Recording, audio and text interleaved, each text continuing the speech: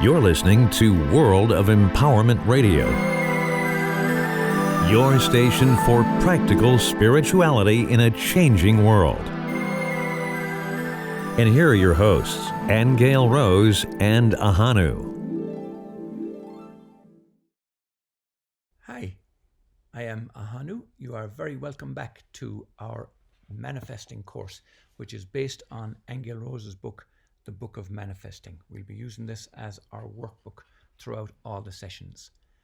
Now, unfortunately, Aingeal Rose is not with us today, but she has charged me with carrying on where we left off from last week. And the last session, we covered the way we attain beliefs, how thought is creative, and desires pushed through into action. And in this section, we're going to cover locating beliefs. We're going to talk a little bit about resistance. In this section, there are a few exercises. We'll come back to that in a moment. And we are also going to look at resistance and timing. Now, because of the fact that there are a few exercises in this session, I do encourage you to have yourself ready with a pen and paper.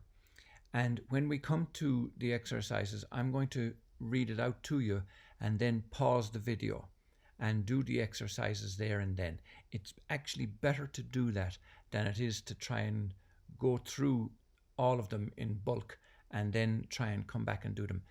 Do them as we're going through them. Just pause the video or stop the audio and do the exercise, and then just resume as soon as you're finished. It's the best and most efficient way to do it, and you will find it most beneficial when you do that. Now, another suggestion that Aingeal Rose has made when it comes to exercises is always to write them out longhand. Now, I know that's a difficulty for me because, like, born in the age of computers and stuff, I can type faster and longhand is foreign to me.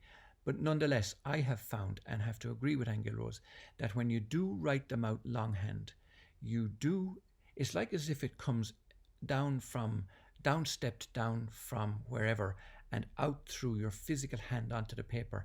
And in that way, the answers to those questions can actually stimulate a lot more than if you're just battling them out on a keyboard. So do take that in mind. Have a go at it. I know there are some people who physically feel they can't write out longhand. We have a few of those in our community too, and that's okay.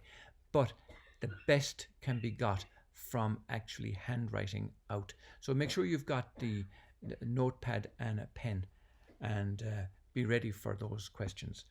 So let's start with locating beliefs.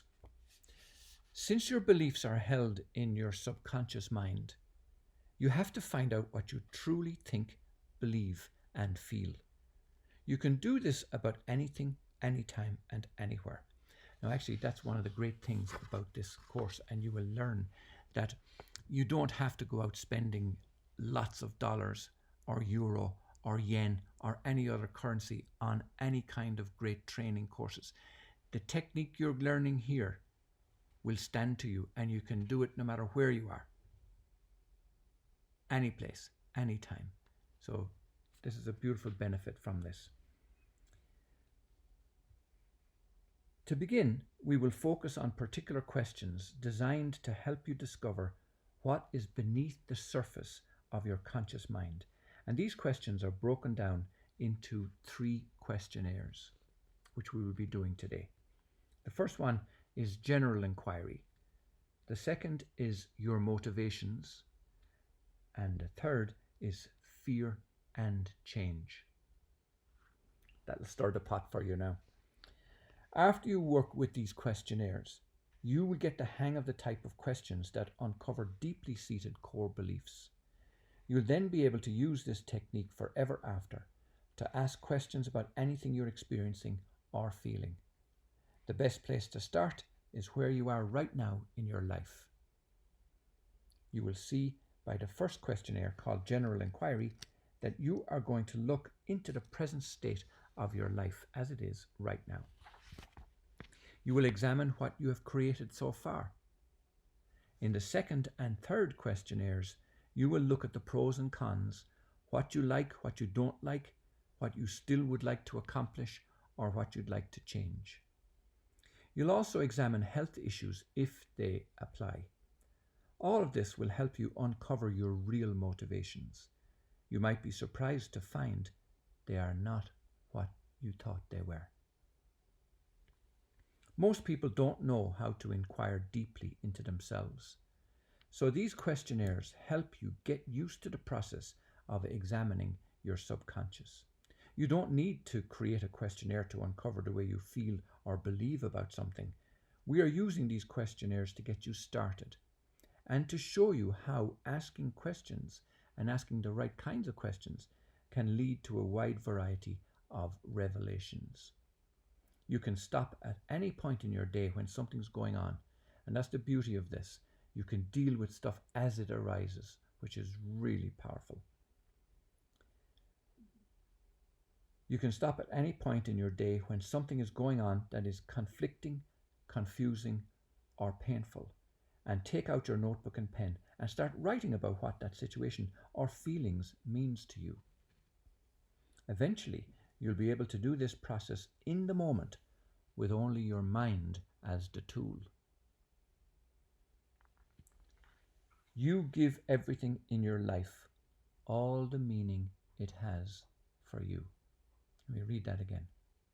You give everything in your life all the meaning it has for you. For example, there was a time when I experienced backaches. When they didn't go away, I wrote in my notebook what backaches mean to me. I described my backache in great detail. The beginning sentence went something like this: "This backache means to me." I let all my thoughts and feelings about the backache come forth onto the paper. I wrote, "This backache means to me soreness, aching, weakness, not able to hold myself up, feeling I can't support myself, being attacked by others, fear of survival, inability to move on, not being in the flow, etc., etc." The reason we begin sentences by asking what something means to us is because of the way we make associations with the experiences in our lives. It is you that has to take a look at what meaning you've given things so you can change what is not desirable or what sabotages your forward progress. Another way of saying this is that you live in a symbolic universe. Your associations become symbols for you in your outer life. And that seemed to be what was coming up for Aingeal Rose in that example she gave about the backache, because she was saying things like, "I can't support myself." Now that could have been financial at the time, I don't know, or being attacked by others. These are symbols that have manifested themselves into the body. So it's important, and you can see there how in answering that simple question, "This backache means to me," how she was already starting to uncover the real issue behind that belief and what manifested it. The reason is because the inner is the outer. The inner is the outer. Everything you experience and make a conclusion about creates a symbolic representation of itself. And this is what appears in your outer reality. A symbol holds content. Content is what something means to you. In my example about my backache, the backache was the symbol. And as I looked into the meaning of backache, I found that after I wrote about the physical symptoms like soreness, aching, and weakness, and so on, what was beneath that were various fears I uncovered that I didn't realize were there. Fears such as, "I can't support myself," or "my survival is in jeopardy." Finding these allowed me to change what was really the problem, in my case, fear. This is the level where I needed to change the program. It was not at the level of the backache, since that was only the way my fears were expressing themselves in 3D. I've done this process of inquiry with many situations and many states of mind and feelings in my life. If I felt confused, for example, I'd ask what confusion means to me. If depressed, I'd ask what depression means to me. If I was going through something physical, or if I encountered a conflict with myself or someone else, I'd ask what that meant to me. Further, I'd ask what the person I was having the conflict with meant to me. People can also be a symbolic representation of our belief structures. We can look at the people who populate our lives and use them as a reflection of the content of ourselves for positive or negative. This sounds like such a simple thing to do, but you will be surprised at the kind of things you write when you're doing this process. Like I mentioned earlier, some of your simple inquiries into a feeling or state of mind may end up uncovering ancient past life patterns and memories that have been carried forward or that have left their imprint on you in your current life. By doing this writing process, you will see where you've been putting your emotional, your mental, your physical and spiritual energy through your thoughts, beliefs, and desires. You'll find exactly where your energy has been going. And most of us have accepted programming by authority figures ever since we were young. We've put aside our own dreams and desires and replaced them with someone else's version of what life should look like or how we should behave. We've done this with our concepts of God, relationships, careers, education, healthcare, raising children, our understanding of right and wrong, and so on. To be truly free, you must look at what you've bought into as truth and see if it truly resonates with who you desire to be. You can keep whatever you wish of your belief system, but you can also change what doesn't resonate with you. You are free to follow your own life urges.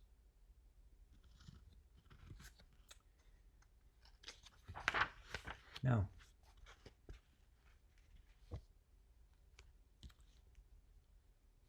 that was a lot to digest. So in this next chapter, we're going to look at resistance. And this is the one that contains those few exercises. But first, we're going to just have a quick look back at that previous chapter, because we discovered how to locate your deep-seated beliefs. And you learned that you live in a symbolic universe. You found that you can uncover where your energy is going and how to see clearly what your motivations and your life urges are. In this chapter, you'll realize how your old beliefs will resist change at all costs. This chapter is called Resistance. It points out the resistance you're going to meet in trying to make change of any kind. Right now, it is the best time to realize that this might already be happening. This process requires writing your thoughts and feelings in a notebook. You may find a growing resistance to actually writing things down. This comes from an inability to ground yourself fully into your 3D reality.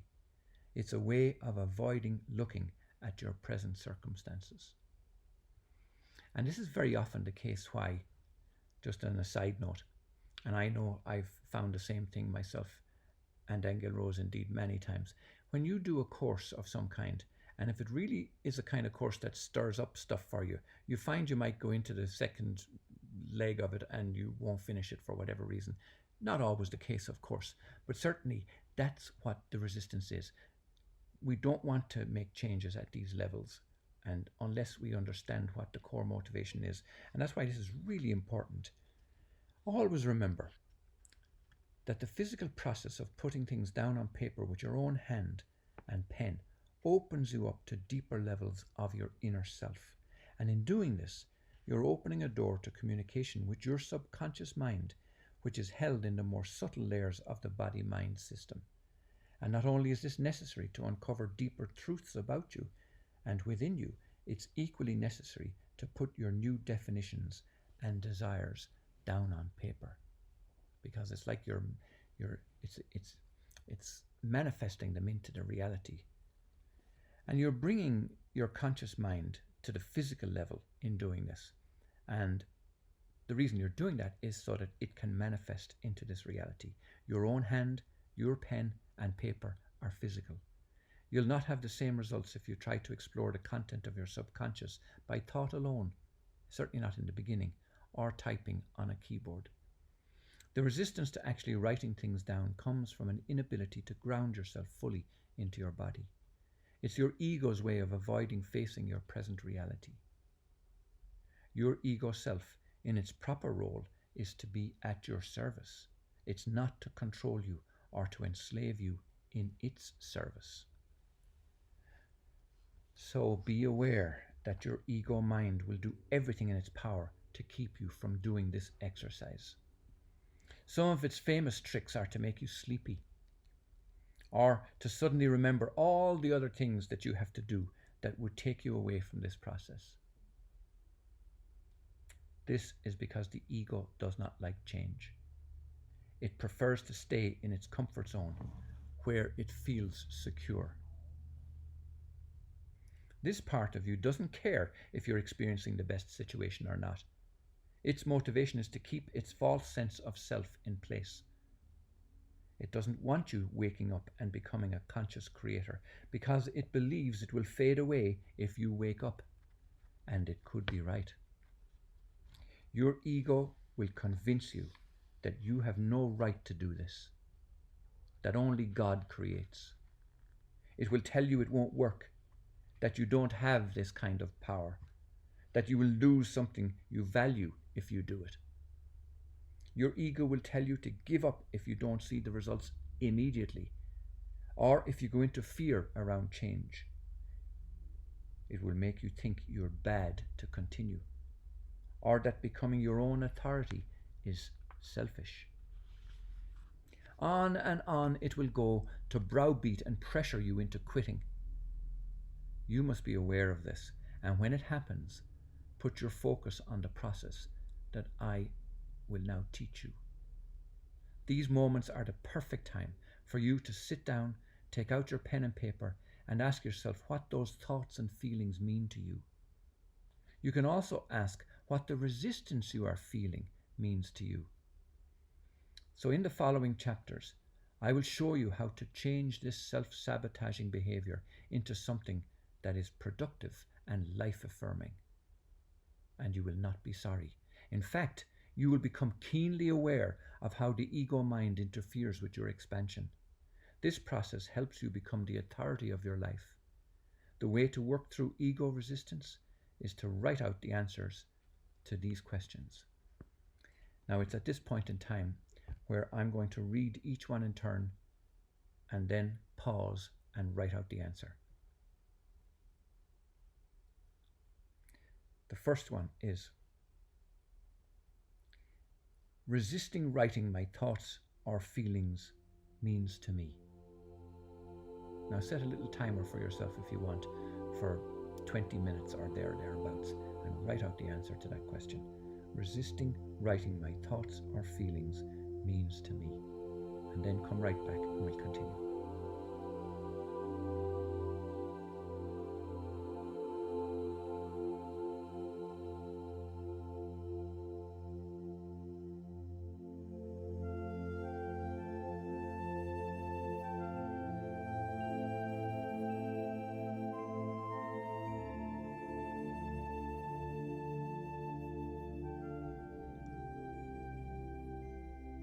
Falling asleep or going unconscious means to me. Again, set yourself a little timer, write that answer to that question, and then come right back when you're done.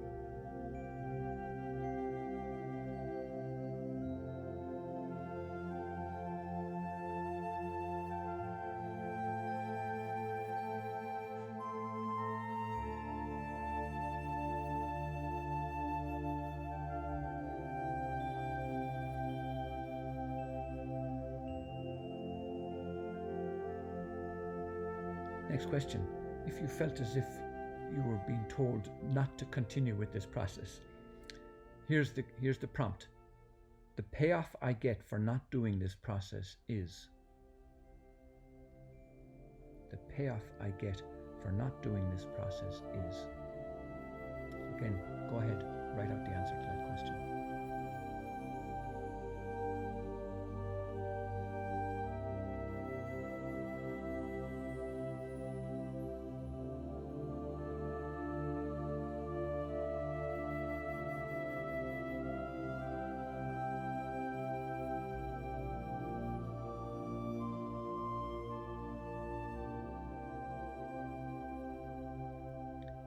Now, almost done. The next prompt is, the parts of me that don't want me to change are.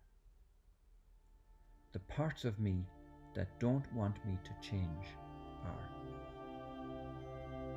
So you know the procedure by now. See you back when you're done.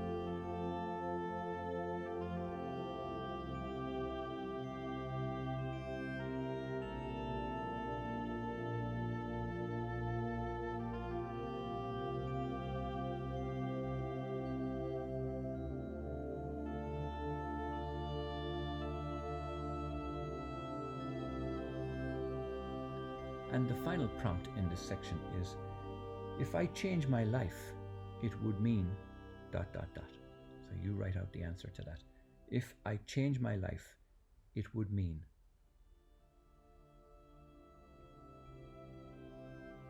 And as soon as we come back after that, we'll go straight into the session on timing.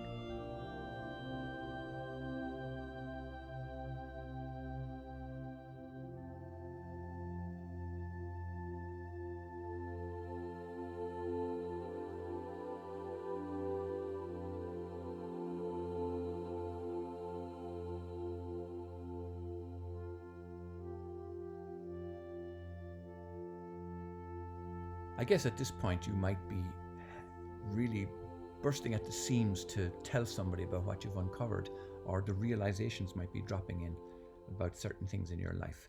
And that's a good thing. So now you get the idea of what it is we're trying to do here. But first, let's take a look at timing. Along with resistance, timing is where many people find the excuse to bow out of creating the life of their dreams. They want to know why their manifestations take time. How long does it take for a manifestation or a desire to materialize anyway? You'll find that some of your desires manifest immediately. Sometimes within an hour or two, or a day, or a few days. Other times, months will go by, or even years. Sometimes you'll have forgotten all about a desire you intended to manifest, and many years later, it will suddenly appear. Why is this? There are a few reasons, and this is where trust is vitally important. Sometimes your desires are not in your best interests. Your higher guidance may sometimes prevent the manifestation of one or more of your desires if it knows it will take you drastically off your life path. I'm emphasizing the word drastically because most often your higher guidance respects your free will and does step back, allowing you to manifest your desires even if they prove to present particular challenges. Other times, the timing may be off for your desire to manifest, and it isn't that the universe is saying no to you. Rather, a particular timing is involved for the right situation, person, or opportunity to present itself. Sometimes your desire isn't ready, and time is needed for it to present itself. It's easy to think that your desire isn't manifesting, but you have to know that your perfect manifestation needs the right moment to arrive. Don't give up. Keep adding energy to your desires daily. If your desire involves other people, it could be those people might not be ready, willing, or even able to allow the manifestation of your desire. Other times, you may still have old, defeating belief structures or limitations to uncover. The issue of deservedness can surface too. Deservedness is a subtle sabotage. Intellectually, you may think you've no problem with deserving everything you desire. Why wouldn't you deserve it? Surely everyone deserves the best life can offer. This is so true. When this issue surfaces, it usually springs from old programs about what it takes to earn something. Hard work, sacrifice, serving others, being good, behaving a certain way, etc.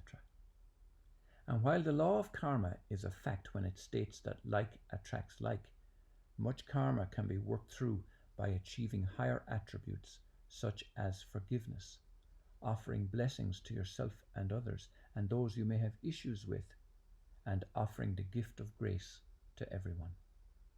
All these things balance out negative karmic influences. They bring you into the realization that Source offers only love to everyone equally, including you. This is true despite what anyone has done or not done. The ability to accept that everyone deserves love and opportunity is a key ingredient to faster manifestations. So that brings us to the end of the session today. Next week, let me give you a quick look forward as to what we'll cover. In the next session, we will go into the process of change, how to manifest your desires. That one does involve some exercises too. And then we will also cover when to take action. Yeah, that's it. Till next week, blessings from myself, Ahonu, and from my lovely Aingeal Rose. You have been listening to Aingeal Rose and Ahonu on World of Empowerment Radio, your station for practical spirituality in a changing world.